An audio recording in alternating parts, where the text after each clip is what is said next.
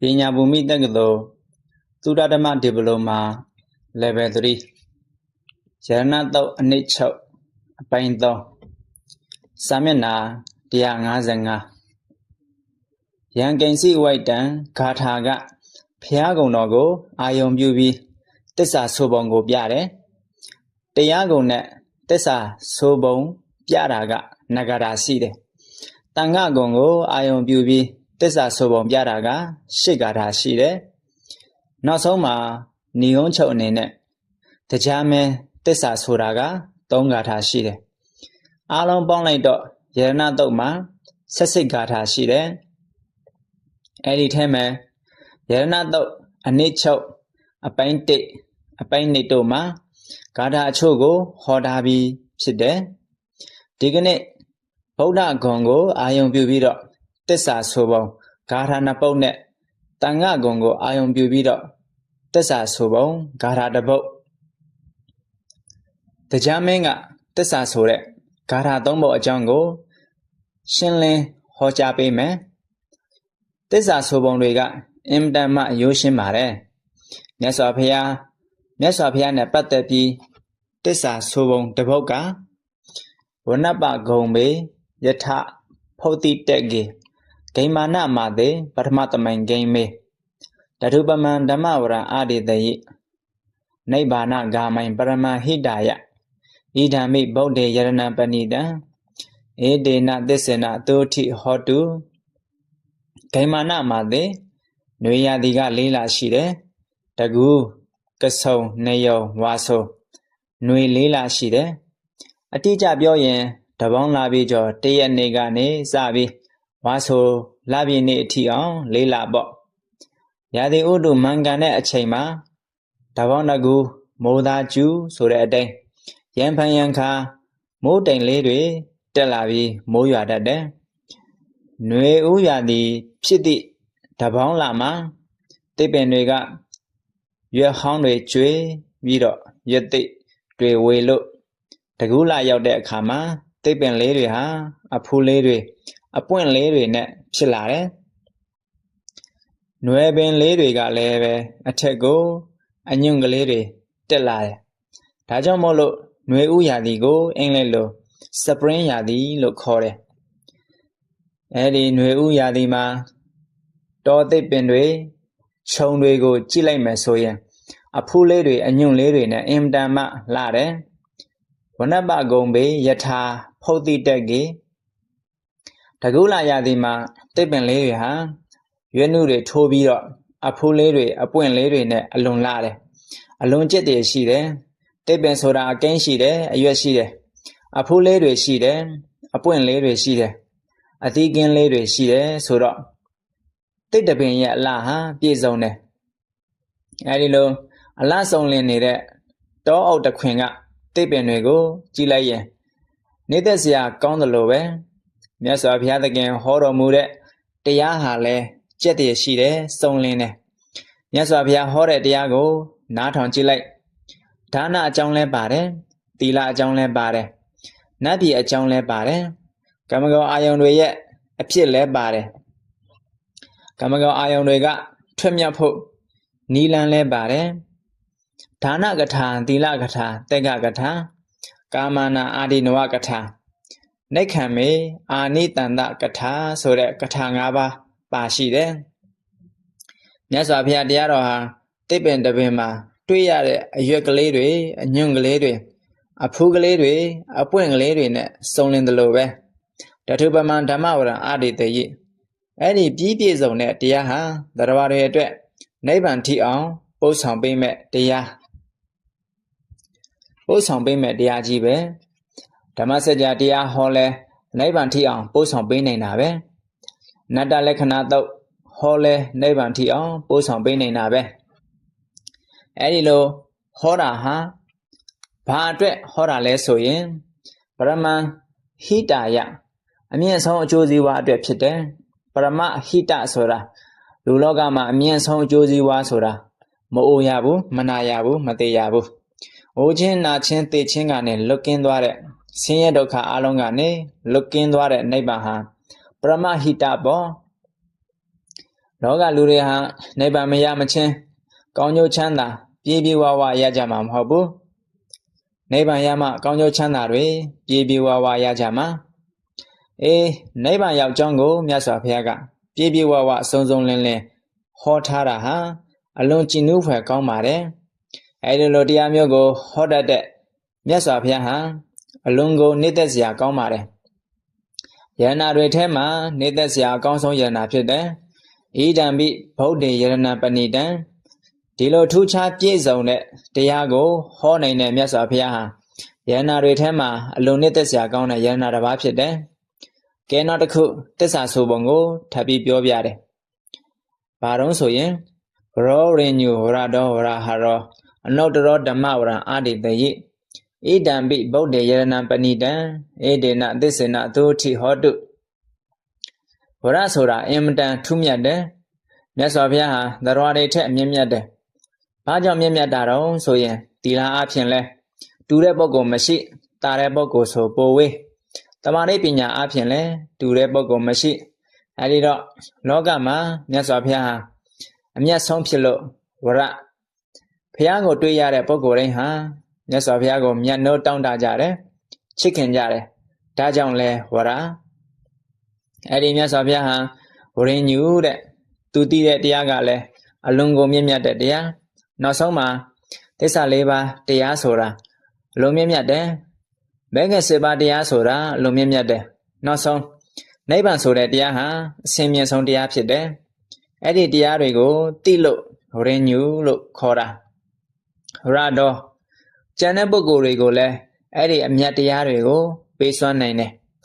ဟောဖျားရဲ့ဂုဏ်ကြီးတွေဟာအမြတ်ဆုံးနိဗ္ဗာန်ဆိုတဲ့တရားကိုသိတယ်အဲ့ဒီအမြတ်ဆုံးဆိုတဲ့နိဗ္ဗာန်ကိုလည်းသရဝတွေကိုပေးကမ်းနိုင်တယ်မြတ်စွာဘုရားပေးလိုက်တဲ့ပုဂ္ဂိုလ်တွေနဲတာမဟုတ်ဘူးဘုရားလက်ထက်ကအကျုပ်တရားရသွားပြီးတော့တန္တရာဝုတ်ကလွတ်သွားတဲ့ပုဂ္ဂိုလ်မြတ်စွာဘုရားပေးလို့ရတာတွေကြီးပဲပထမဆုံးဓမ္မစကြာဟောလိုက်တယ်စေဥစွာရှင်ကုဋ္ဌညကြီးသဘောပေါက်သွားတယ်ထို့နောက်မှာဆက်ပြီးတော့အဆုံးမဩဝါဒပေးတော့ပစ္စဝဂ္ဂု9ဦးလုံးဟာအကျိုးတရားရသွားတယ်အနတ္တလက္ခဏာတုတ်ဟောလိုက်တဲ့အခါမှာအားလုံးဟာကိလေသာအာသဝကင်းစင်တဲ့ယဟန္တာတွေဖြစ်သွားတယ်မြတ်စွာဘုရားကအမြတ်ဆုံးတရားနဲ့အမြတ်ဆုံးနိဗ္ဗာန်ကိုပေးလိုက်တာပဲဒါကြောင့်ဝရတော်နောက်တစ်ခါဝရဟရောဆိုတာမြတ်စွာဘုရားယူလာတဲ့လက်ဆောင်ဟာအလုံးတန်ဖိုးရှိတဲ့လက်ဆောင်ဖြစ်တယ်လောကမှာလူတွေဟာလက်ဆောင်တွေယူလာတတ်ကြတယ်တည်ဆောင်လာကြတယ်အဲ့ဒီတည်ဆောင်လာတဲ့ပစ္စည်းကတစ်ခါတစ်ခါတန်ဖိုးရှိချင်မှရှိမယ်မြတ်စွာဘုရားတည်ဆောင်လာတဲ့လက်ဆောင်ဟာမြင့်မြတ်တဲ့သစ္စာ၄ပါးကိုတည်ဆောင်လာတယ်အင်မတန်မြင့်မြတ်တဲ့မေခင်၈ပါးအကျင့်တရားကိုတည်ဆောင်လာတယ်နိဗ္ဗာန်တရားမြတ်ကိုတည်ဆောင်လာတယ်ဒါကြောင့်မို့ဝရဟရောအမြတ်ကိုယူလာတဲ့ဘုရားလို့ဟောဘုရားရဲ့ဂုဏ်ကိုဣတိပိသောမာပါတဲ့အရဟံတမ္မာသမ္ဗုဒ္ဓောဆိုတာတွေမဟုတ်ပဲထူးခြားတဲ့အရေးအသွေးတွေကိုအာယုံပြုပြီးဒီမှာသစ္စာဆိုပုံကိုပြတာဟောရောတိလသမารိပညာအနေနဲ့လဲအမြတ်ဆုံးဖြစ်တယ်ဝရိညုအမြတ်ဆုံးတရားကိုသိတယ်ဝရတော်တရဝတွေကိုအမြတ်ဆုံးတရားကိုအနှင်းတယ်ဝရဟာရောအမြတ်ဆုံးတရားတွေကိုတည်ဆောင်လာတဲ့ပုဂ္ဂိုလ်ဖြစ်တယ်အနုတ္တရောတာတဲ့ပုဂ္ဂိုလ်မရှိဘူးအတုမဲ့ပုဂ္ဂိုလ်ဖြစ်တယ်အဲ့ဒီအတုမဲ့ပုဂ္ဂိုလ်ဟာနိဗ္ဗာန်ရောက်ကြောင်းတရားကိုဟောတယ်အဲ့ဒီလိုနိဗ္ဗာန်ရောက်ကြောင်းတရားကိုဟောပြီးတော့နိဗ္ဗာန်စုကြီးကိုပေးတဲ့မြတ်စွာဘုရားဟာအင်မတန်မှနှိမ့်သက်စရာကောင်းတဲ့ယရဏတစ်မျိုးဖြစ်ပါတယ်ဒီမှန်သောသစ္စာစကားကိုဆိုရသောကြောင့်တတ္တဝါတွေချမ်းသာကြပါစေလို့ဘုရားကိုအာရုံပြုပြီးတော့သစ္စာဆိုတာအမှားယွင်းတစ်ခုမှမရှိလို့မှန်ကန်သောသစ္စာစကားဖြစ်သည့်အတွက်ကြောင့်စွမ်းအားတတ္တိတွေအင်မတန်မှပြေဝတယ်ဒါနေ့စဉ်နဲ့မျှရွတ်ဖတ်တဲ့အခါဒါတွေကိုအာရုံပြုပြီးသစ္စာဆိုသင့်တယ်ပေါ့အဲ့ဒီလိုသစ္စာဆိုမယ်ဆိုရင်ကိုယ်တန်တာမှာဆွဲကပ်နေတဲ့ယောဂဝေဒနာတွေလည်းပျောက်ကင်းမယ်တက်တာစရာအကြောင်းတွေရှိလာရင်လည်းတက်တာသွားမှာပေါ့ယောဂဝေဒနာဆိုတာကုစားလို့ရတာရှိတယ်ကုစားလို့မရတာရှိတယ်ကုစားလို့ရတာတော့တက်တာပျောက်ကင်းသွားနိုင်တယ်ကဲကောင်းပြီနောက်ဆုံးဂါထာတစ်ပုဒ်ကတန်ခဂုံနဲ့ပတ်သက်တယ်ယန္နာရဲ့ဂုံရည်ချင်းနဲ့သစ္စာဆိုပုံကိုပြတာခီနံပုရဏံနဝနတ္ထိတံဘုံဝ ဝိရတစိတ်တာယတိကေဘဝတမိန်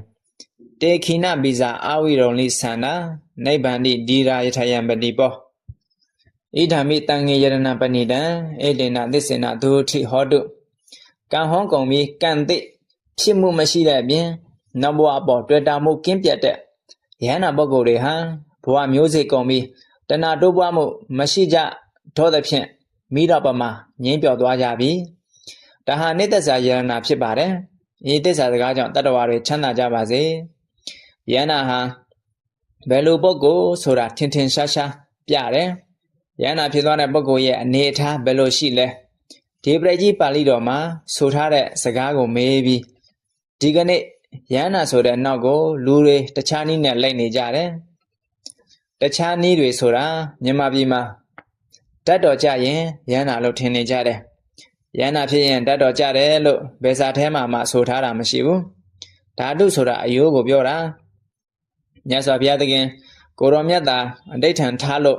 ဒီအယိုးဓာတ်တွေဟာမျိုးစား၃မျိုးကွဲပြားပြီးတော့သွားတယ်အကြီးဆုံးကပဲနော်စိတ်ချမ်းလောက်ရှိတယ်အလတ်စားကဆန်စိတ်ထက်ဝက်ပိုင်းလောက်ရှိတယ်အငယ်ဆုံးကမုံရင်းစိတ်လောက်ရှိတယ်လို့ဒီလိုဆိုတာပဲရှိတယ်အဲဒီတော့ဒီကနေ့ခေတ်မှာဓာတ်တော်ကြတာလည်းအလုံးများတယ်စော်ကားဖို့ပြောတာမဟုတ်ဘူးအသိဉာဏ်ရှိဖို့တော့လိုအပ်တယ်ပေါ့အသိဉာဏ်မရှိလို့ရှိရင်အလိမ်ညာခံရတတ်တယ်မြတ်စွာဘုရားဟောတဲ့အထဲမှာကြည့်လို့ရှိရင်ဓာတုလို့ဆိုတာအယိုးကိုပြောတာပဲခန္ဓာကိုယ်ကဖြစ်ပေါ်လာတဲ့အယိုးတွေလေမိသင်းကြိုလိုက်ရင်ဘယ်သူပဲဖြစ်ဖြစ်အယိုးတွေကျန်တယ်အဲ့ဒီထဲမှာမရွင်မှတ်ထားကြတာတွေရှိသေးတယ်ယန္နာဆိုရင်ချိတ်ဆက်ဘုရားဆိုရင်ကွင်းဆက်ဆိုပြီးတော့ဒီစကားကဘုန်းကြီးတို့လည်းငယ်ငယ်ကကြားဖူးတယ်တကယ်ကအဲ့ဒီစကားကအမှတ်မှားနေတယ်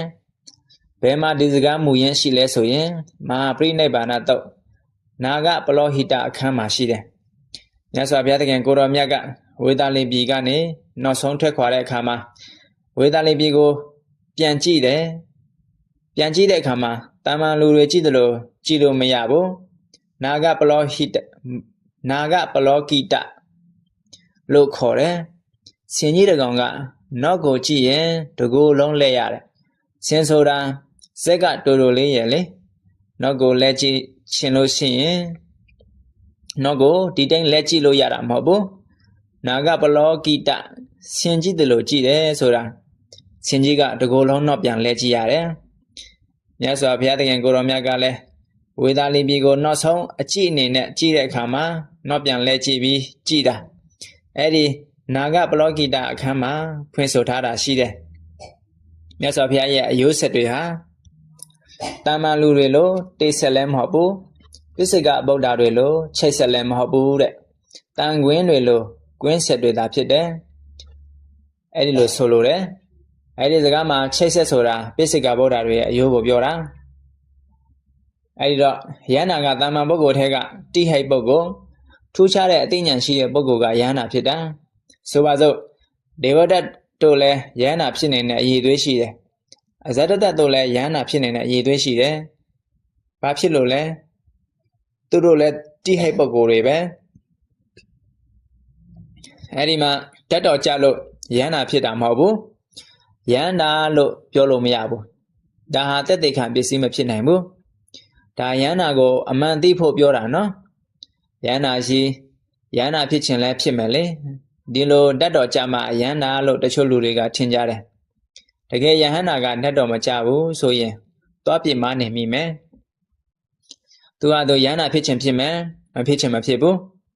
သူရဲ့သီလသမာဓိပညာကိုပဲကြီးညိုရမှာအဲ့ဒါမကြီးညိုပဲဟိုအမွေးကြီးညိုဒီအမွေးကြီးညိုဟိုရိုးကြီးညိုဒီရိုးကြီးညိုနဲ့ဒါကတော့သဘာဝသိမ့်မကြဘူး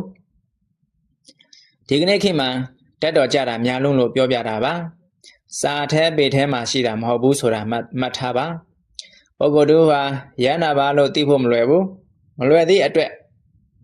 စွတ်လည်းမစွတ်ဆွဲနဲ့ကဲလည်းမကဲရဲနဲ့ယန္နာဟောမဟုတ်ကိုမသိနိုင်ဘူးယန္နာဆိုတာမျက်စိနဲ့မြင်လို့ရတာမဟုတ်ဘူးပရစိတဝိဇာဏဉာဏ်ကိုရမှဒီပုဂ္ဂိုလ်ဟာယန္နာလို့သိနိုင်တာကျန်တဲ့ပုဂ္ဂိုလ်ကယန္နာလို့သိနိုင်တာမဟုတ်ဘူးဒီဟိုကျွန်းစိတ်တလတောင်မှာတရင်သုံးနေတဲ့ Yana Mademia Gina, daughter Ubzenji de Varoye, Salan Late Kushide Songandayan, Yana Mademia Gia Naga, daughter Ubzenjiga made Shimpia, Yana lo Biojare. Bello Bogoga, Yana Lepia lo made Yana Soda Bello Bogo Muro, Beha Muro Shiga, make an a Bogoga de Yana Jibe. Yana Soda, Tatia Kede. Yana Nagane, Lenida Doma, Gune, Dudu Dwanida Bogoha, Yana Soda Mutinabu, I did loud down Tia, Kedelo Dilopira. Yana Soda Tia Kebare, Peduma Romati Mane, Dilata Mane Pina go back go yare. Yuri Jare, Dato Jare Soye, Yana Pita Bogoga, Yumajabu, Datom Jabu Soye, Diana Mhabu Sobi, Pimami Neume. Tihoma Boda Dado Boniro Sima Tiho Colambo Muma Train down at Sharajiga Through John Daima Sharo A saying a set go where that dot don't sutega Massingo that supe like me Papilo Bedaron Sura The Guardian Sharajiga to teaching are made a box made like a bonjiga Betema Barepia Bello Bapia Shokayare Era go Jesu Dinlo, Dida Dole like that. I did Dolega, Preso Navy, Sanzi a Jolelo, Shishele. Nema Biga, alone with number 2 Ubo. Adida, so Ragada, that dog man go where Messoye, Ba go where, Gudo Yare. Tagara Bapilo Ron Soye, Chile. Pia man at just send to Dore, 2 B. Doma go when they did ave. That dogale, Tayo to Bebo. Tado adu go we lo yarabe. Gudo Miabu Yora Mabu. Tado Manago we rabe. Lurega Debon Zedi Doma, Divido, Shikodi Rabele. Pia Mane Piago, U Divido. Loda Manamia, Guru Yare, Lumata. Gudo Miabu Yora Mabu no, Gudo Yare. Yana Suraya the Bawago, Dima Hotara Shide. The shadow down de Male. Yana Johnway, Hotara Shide. Dima Hotara Yana Soda, Kina Burana. Yana Soda Bogoma. A take and a condavi. Dear take and a condare Soda, Kilida Chonin Dwalo, Candiaha Chonin Dwara. Soluraga, Can Soda Music, Yana Bogoma Side. Todo, Glida Condari Dweja, Dana Soda, Glida, a porta hem machirolo. Candiariha, a jubilo meao. Cana Glida Bombidoma. A Joda Kugo, Tolo Yar. Can cheat at Dega, a Chomotonambu? Tajamo, Bresa the Mobama, Rosa Besia, Tenghara. Tenghara Besia, Wanyana, Lo, Hotara.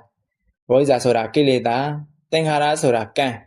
Can I glida Nakupami, Wanyana Sore, Jodia de Kugo, Toloda. Can Hong Kong Nesora? Yana Bogoma, Rosa Sore, Kilida, Gondware, Tajam. Tenghara Sore Candiaga, Jubilo Mayarabu. Eddie Devago Yinumbido, Canhone Condwabi, Lo Sora. Yana Bogoma, Canhone Condware, Lo, Yolo, Shien. Shemongla Matemia. Papilo, the quota Tada Kayadale. Canhone Janede. Gone Sora, Wadakugo, Disopine, Cameo, Mashidobu, Dilo Solora. A dega lela de Kangaro, Kanda Shinedemia, Shine Umabe. A debwa. Look that Gudo Agudo Canriga, Meso Piagole, Lanes at Davele. Nala Gidi, Sene a de Cayare, Sensa Mana net Suswe Cayare. Don't the net Suswe Cayare. Da a de donga located Agudo Gaye, Ujue lo Dilo Sore. Edido Candiaga, Cana Sine de Mia, Calabalo, Sine Umabe, Todo. Sudi at Hobema, Kana Masidi at Dweja. Sudi Hobego, Doka Lop, Lebi Pain in a Cansora Masibu. Piada came Masida Canriha, Pesi can lay at it, using it to it. Use it to Kua, a pempon in a near. Chicken Nina Dome, Dumho, Milan, John Domesoye. Any museum upon Nambu. Todube, Gilidago, Pelay the Benet, Candiaha, Wadakugo, Tolo Nazamashidabo. Edelo Tolo Naza. So Ashi the Canwe, Mashidorago, Yinumida. ခိနံပုရဏံအတိတ်ကံတွေကုန်သွားပြီလို့ပြောတာဖြစ်တယ်။နောနတ္ထိတံဘုံနောဆိုတာကံအတိတ်နတ္ထိတံဘုံဖြစ်နိုင်ခြင်းမရှိတော့ဘူး။ကံအတိတ်မဖြစ်တော့ဘူး။ဘာဖြစ်လို့မဖြစ်တာတုံးဆိုရင်ဝိဇ္ဇတဏဆိုတဲ့ကိလေသာတွေကိုဖယ်ရှားထားပြီးသားဖြစ်တာဖြစ်တဲ့အတွက်ကြောင့်ဥပမာဘာနဲ့တူတုံးဆိုရင်တိပင်ကြီးတစ်ပင်ဟာအဖူးတွေအပွင့်တွေရှိနေလင်ကစားအဲ့ဒီတိပင်ရဲ့ရေသောမြစ်ကိုဖြတ်လိုက်မယ်ဆိုလို့ရှိရင်အဲ့ဒီအဖူးပွင့်တွေကမသိနိုင်တော့ဘူးအဲ့ဒါလိုပဲယန္နာပုဂ္ဂိုလ်တွေမှာအမြင့်ပြတ်သွားတဲ့တိပင်ရဲ့အပွင့်နဲ့တူတယ်ယန္နာလောက်တဲ့ကုသိုလ်ယန္နာတွေလည်းပဲကုသိုလ်တော့လုပ်နေတာပဲလေရှင်သာရိပုတ္တရာကတရားဟောတယ်နော်ဆွမ်းခံတယ်မမချမ်းဖြစ်တဲ့ပုဂ္ဂိုလ်တွေကိုကြွေးမွေးတယ်ကုသိုလ်လုပ်တာပဲဖះလဲရှိခိုးတာပဲတရားဟောတယ်ဒါတွေလည်းကုသိုလ်ပဲပေါ့သို့တော့ယန္နာတဏ္ဍာမှာဖြစ်တဲ့ကုသိုလ်ကိုကိလေသာမရှိတော့တဲ့အတွက်ကြောင့်ကုသိုလ်ဆိုတဲ့နာမည်နဲ့မသုံးတော့ပဲကိရိယာလို့ခေါ်လိုက်တာကိရိယာဆိုတာကိစ္စတစ်ခုဆောင်ရွက်မှုပဲသို့တော့ဒီဆောင်ရွက်မှုသည်ဘဝမှာကောင်းကျိုးချမ်းသာကိုပေးနိုင်တဲ့အစွမ်းမရှိတော့ဘူးဒီဘဝမှာတော့ပေးနိုင်တဲ့အစွမ်းရင်တတ်တည်ရှိသေးတာပဲနောင်ဘဝမပေးနိုင်တော့ဘူးလို့ဆိုလိုတယ်ဝိရဒစိတ်တယတိကေဘဝသမိုင်းနောင်ဘဝကိုလိုချင်တဲ့တွေ့တာတဲ့တဏှာဆိုတာလုံးဝမရှိတော့ဘူးနောင်ဘဝအတွက်တွေ့တာမှုတဏှာမရှိတော့ဘူးတေခိနဗိဇာအဝိရုံလိသန္တာသူတို့မှာမျိုးစေ့တွေကုန်သွားပြီနောက်ဘဝမှာဘဝမျိုးစေ့ဆိုတာမရှိတော့ဘူးဘုန်းကြီးတို့တွေမှာဘဝမျိုးစေ့အပြည့်အဝရှိနေသေးတယ်အေးကံဆိုတဲ့မျိုးစေ့လို့လဲပြောလို့ရှိတယ်အဲ့ဒီကံကဖန်တီးပေးလိုက်တဲ့ဝိညာဉ်ဆိုတဲ့မျိုးစေ့လည်းရှိတယ်ပေါ့အင်္ဂုတ္တနိကေဘဝတုတ်တံမှာကမ္မံခိတံဝိညာဏံဘိဇံတဏ္ဏတနေဟောလို့ဥပမာပေးထားတာကံတရားဟာမြေလွာကံတရားကြောင့်ဖြစ်လာတဲ့ဓာတ်စိတ်ကလေးဟာမျိုးစေ့အဲ့ဒီမျိုးစေ့လေးဟာအပင်ပေါက်ဖို့အတွက်တွေ့တာမှုဆိုတဲ့တဏှာရာဂသည်ရေပဲတဲ့သဘာဝကိုကြည့်မယ်ဆိုလို့ရှိရင်လဲမြေရှိမှရမယ်ရေရှိမှရမယ်ဒါမှမျိုးစေ့ပေါက်မှာပေါ့မြေမရှိရေမရှိလို့ရှိရင်မျိုးစေ့လေးချီထားရင်မပေါက်ဘူးမြေနဲ့ရေနဲ့ပေါင်းမှပေါက်တယ်အဲ့ဒါမျိုးလိုပဲဝိညာဉ်ဆိုတဲ့မျိုးစေ့လေးဟာကံဆိုတဲ့မြေလွာရှိရမယ်တဏှာဆိုတဲ့မျိုးစေ့ရှိရမယ်တဲ့ကံနဲ့ကိလေသာနှစ်ခုပေါင်းပြီးတော့ထောက်လုပ်တယ်ဆိုတဲ့အဓိပ္ပာယ်ကိုပြောတာပဲ